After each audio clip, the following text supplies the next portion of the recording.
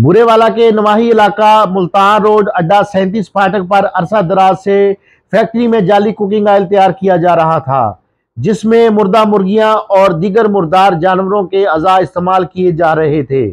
ये ऑयल घरेलू इस्तेमाल के साथ साथ समोसे पकौड़े बनाने वालों और बेकरियों पर भी सप्लाई किया जाता था।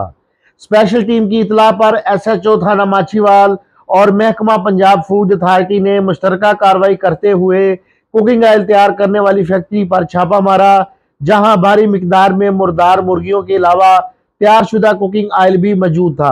पुलिस और टीम ने तमाम अशिया को कब्जा में लेने के बाद मुर्दा मुर्गियों को जला दिया, जबकि सैकड़ों लीटर तैयारशुदा जाली कुकिंग ऑयल तलब कर दिया और जाली कुकिंग ऑयल तैयार करने वाला सामान अपनी तहवील में लेकर फैक्ट्री को सील कर दिया। फैक्ट्री का मालिक पुलिस और टीम को चकमा देकर फरार होने में कामयाब हो गया है। मोहसिन मुगल, मुगल न्यूज़, बुरेवाला।